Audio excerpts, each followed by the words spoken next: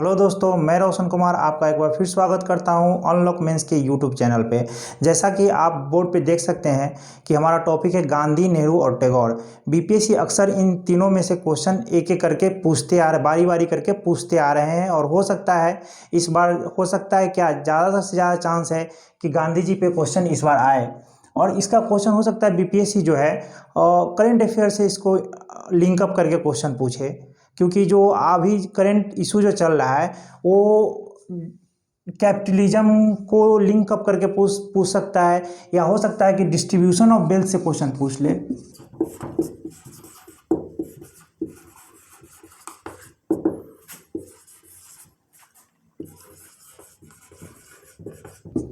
Distribution of wealth हम देखेंगे, distribution of wealth को गांधी जी अपने नज़रिया से कैसे देखते हैं और इसका जो है और क्या क्या इम्पेक्ट हो सकता है वही हम देखने जा रहे हैं। हो सकता है कि ऐसे में क्वेश्चन पूछ ले इससे, या अलग से ही इससे क्वेश्चन पूछ ले, लेकिन चांसेस है, बहुत ज़्यादा चांसेस है कि क्वेश्चन इस डिस्ट्रीब्यूशन ऑफ वेल्थ से क्वेश्चन आए। तो आज हम देखने जा रहे हैं कि गांधी जी का क्या इस पे व्यू पॉइंट है डिस्ट्रीब्यूशन ऑफ वेल्थ को लेके। तो इसका शुरुआत जो है हम पहले गांधी जी के बहुत फेमस कोटेशन से करेंगे, जिसका आप लोग कभी सुने होंगे अपने स्टडी के दौरान या प्रिपरेशन के दौरान, प्रीलिम्स मेंस, या कहीं ना कहीं एक बार इस कोटेशन को जरूर आपने कम अक्रॉस किया ही होगा। तो ये कोटेशन है कि there is enough for everybody needs but not for everybody greed. एक बार फिर मैं इसको दोहरा देता हूँ, there is enough for everybody need but not for everybody greed. आप इसको नोट डाउन भी कर सकते हैं। There is enough for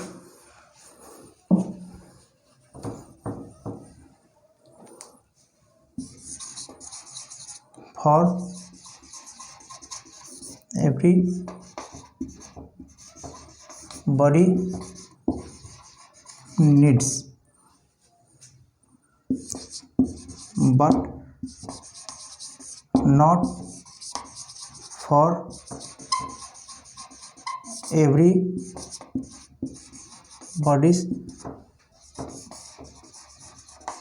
greed। यहाँ पे एम के गांधी।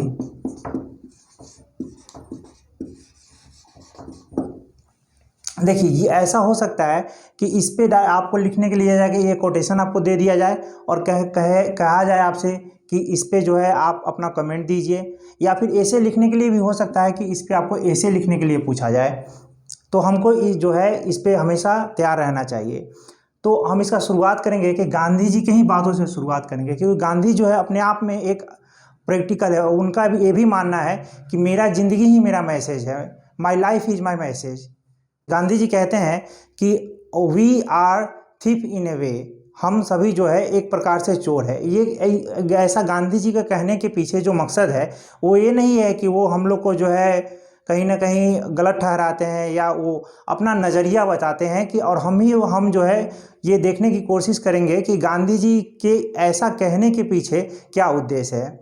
वो हम लोग को जो है, हम लोगों में इंक्लूडिंग अपने आप को भी मान के करते हैं कि थीप्स कैसे हुए हैं, THIEVS, thieves.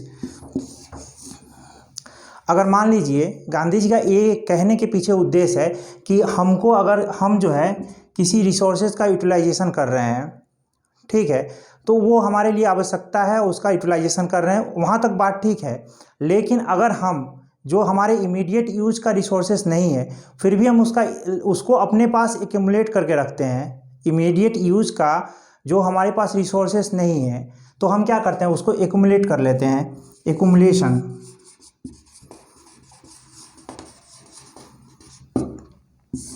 Accumulation of resources जो है, गांधी जी इसको जो है डिस्कार्ड करते हैं। गांधी जी इसको जो है कि कहीं भी किसी भी प्रकार से इसको सपोर्ट नहीं करते हैं, ठीक है।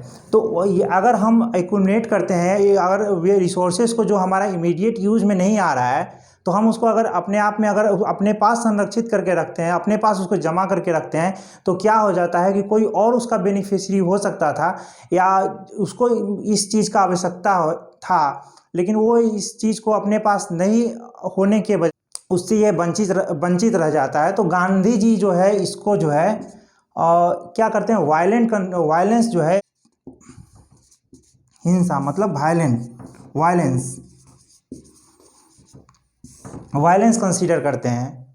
इसीलिए जो है गांधी जी का ये मानना है कि ये आदमी के अंदर, ह्यूमन बीइंग के अंदर ये खुद मोरलिटी एक होना चाहिए, एक मोरलिटी होना चाहिए कि अगर हम वेल्थ को एक्युमुलेट करते हैं, अगर हम यहाँ पे लिख दे रहे हैं, अगर हम एक्युमुलेट करते हैं, एक्युमुलेशन अगर हम कर रहे हैं, तो ये एक क्या है, पाप है, सिन है एक।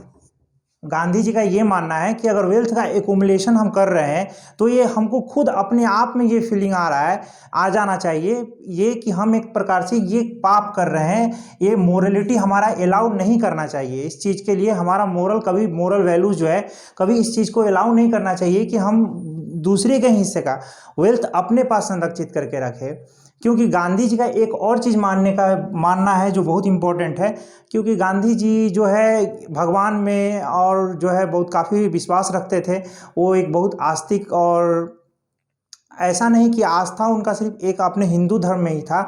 अगर आप उनके जीवनी को पढ़ते हैं तो हम ये पाते हैं कि उनका जो है रिफ्लेक्शन, गांधी जी का रिफ्लेक्शन जो है अनेक धर्मों में आपको मिलेगा। गांधी जी का थॉट जो है अनेक थिंकर के थॉट में मिलेगा। आप मार्क्स को भी पढ़िएगा तो लगेगा कि गांधी जी कहीं ना कहीं मार्क्स से प्रभावित है, लेकिन ऐसा नहीं है। गांधी अपने आप में एक आइडियोलॉजी है, गांधीवाद अपने आप में एक आइडियोलॉजी है जो किसी और से प्रभावित नहीं है।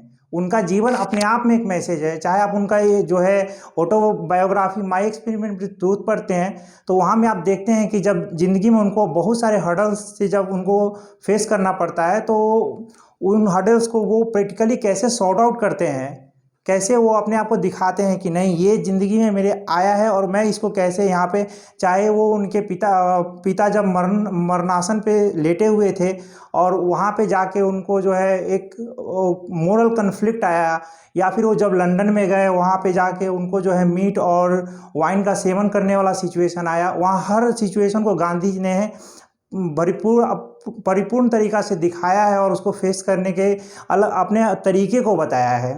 तो यहाँ भी जब गांधी जो है ये भगवान का एग्जाम्पल देके कहते हैं कि गॉड जो है उतना ही रिसोर्सेस प्रोड्यूस करता है जो इमीडिएटली यूज हो जाए, वो एक्स्ट्रा नहीं बनाता है। जितना संसाधन का उत्पादन, इतना ही संसाधन का उत्पादन भगवान करते हैं जितना इमीडिएटली यूज हो जाए। लेकिन अगर हम उसको इमीडिएटली यूज ना करके अगर हम एक्युमुलेट करते हैं तो जो जिनके लिए बनाया गया है वो लोग क्या हो जाते हैं, वंचित हो जाते हैं।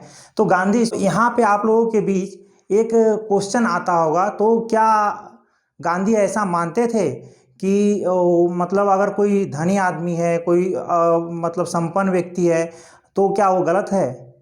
तो नहीं। अगर हम आप गांधी जी का जीवनी नोटिस करते हैं, गांधी जी के लाइफ को अगर देखते हैं तो हम जान पाते कि उनके बहुत सारे जो मित्र थे वो कहीं ना कहीं कैपिटलिस्ट क्लास के मित्र थे। तो उनका ऐसा नहीं है कि वो कैपिटलिस्ट के खिलाफ थे। उनके बहुत सारे जो दोस्त मित्र थे वो इंडस्ट्रियलिस्ट थे। आप एग्जाम्पल के तौर पे जमनालाल बजाज को ले सकते हैं, जिनको गांधी का पांचवा पुत्र भी कहा जाता है। क्या जो रिच होते हैं, rich person should be dish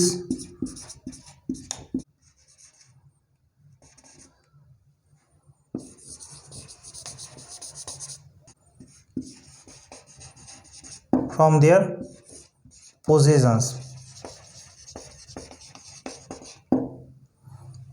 आप यहाँ से देख सकते हैं। तो गांधी जी के पास एक क्वेश्चन आता है कि क्या जो आदमी धनी है उनसे उनका पोजीशन लेना चाहिए? तो गांधी जी इसका आंसर ये ऐसा करके देते हैं, ऐसे बोलते हैं कि नहीं, क्योंकि अगर हम उनसे उनका पोजीशन अगर बलपूर्वक ले लेते हैं तो कहीं ना कहीं इसको क्या जन्म देगा, वायलेंस को जन्म देगा, वायलेंस। और गांधी जी भी किसी भी हाल में हिंसा को सपोर्ट नहीं करते थे, हिंसा के वो सख्त खिलाफ थे। अब जब हम उनका जो है बहुत सारा जो मतलब स्वतंत्रता संग्राम में उनका योगदान देखेंगे तो ये पाते हैं कि गांधी जी कहीं भी अपने जो है और फिर उनका जो फिलॉसफी सत्याग्रह और अहिंसा था उससे वो कभी नहीं भटकते हैं। Gandhi always stick to his philosophy of ahimsa and satyagraha. तो वो गांधी कहते हैं कि ये अगर हम इनको उनको पोजीशंस उनका ले लेते हैं तो ये क्या करते हैं, वायलेंस करते हैं, वायलेंस को कभी सपोर्ट नहीं करते। दूसरा वो ये कहते हैं कि रिच आदमी जो है वो उसके अंदर गिफ्टेड टैलेंट है, gifted talent to accumulate wealth,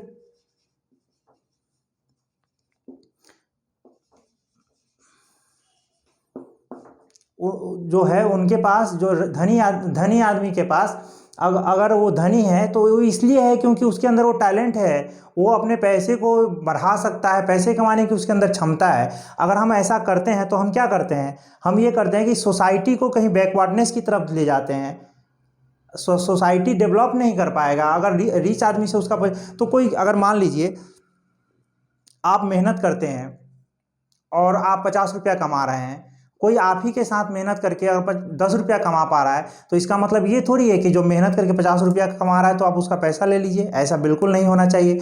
तो वही गांधी जी बताते हैं कि ऐसा बिल्कुल नहीं होना चाहिए। तो इसके लिए गांधी और ये सॉल्यूशन, इसके लिए गांधी एक सॉल्यूशन देते हैं कि रिच पर्सन जो है वो जो पैसा कमा रहा है या जो वेल्थ एक्युमुलेट कर रहा है तो उस वेल्थ को वो अपने जितना यूज करना चाहता है उतना तो यूज वो करे। जैसा कि अगर मान लीजिए कि आप 10 रुपया कमाए, 10 अर्निंग है आपका, 10 प्रॉफिट हो गया, ठीक। और उसके बाद क्या कीजिए कि अगर रिच आदमी चाह रहा है कि 5 रुपया वो अपने पे खर्च कर ले, स्पेंड किया, तो जो 5 रुपया यहाँ पे उसके पास बचा, 5 रुपये रिमेनिंग जो 5 रुपीज़ जो है उस रिमेनिंग 5 रुपीज़ को जो है वो क्या करे, इसका अपने आप को खुद क्या ऑनर ना समझे, क्या समझे, इसका वो समझे कंसीडर ट्रस्टी, उसका वो ट्रस्टीशिप, उसका जो है वो ट्रस्टी मतलब ऑनर ना समझ के उसका जो है वो संरक्षक समझे अपने आप को, उसका धन का कैसे व्यय करना है वो समझे। इस तरीका से जो गांधी ने एक उत्तम मतलब तरीका बताया था डिस्ट्रीब्यूशन ऑफ वेल्थ का, क्योंकि उनका ये मानना था कि समाज में इक्वलिटी ऑफ वेल्थ कभी नहीं आ सकता है, क्योंकि हर किसी का जो कमाने का क्षमता और व्यय करने का क्षमता अलग अलग है। लेकिन अगर धनी से उसको धनी होने का श्रेय नहीं देते हैं तो क्या कोई समाज विकसित ही नहीं कर पाएगा। तो दोस्तों थैंक यू। नेक्स्ट वीडियो में हम देखने जा रहे हैं गांधी जी से रिलेटेड कोई और टॉपिक। मोस्ट प्रोबेबली चांस है कि मैं उसको जो है गांधी जी का पर्सपेक्टिव से स्वराज को देखने की कोशिश करेंगे, इसलिए हो सकता है कि उनके बुक जो हिंद स्वराज है उससे कंटेंट और वेरियस जो है राइटर्स के पर्सपेक्टिव से स्वराज को देखेंगे। ठीक है दोस्तों, थैंक यू वेरी मच। और ज़्यादा से ज़्यादा हमारे चैनल को लाइक कीजिए, शेयर कीजिए और पसंद कीजिए। तो जो है मेंस जो है ऐसा नहीं है कि कंटेंट नहीं है, मैं पहला आदमी जो इस पर टॉपिक पे यूट्यूब पे पढ़ा रहा हूँ या बता रहा हूँ।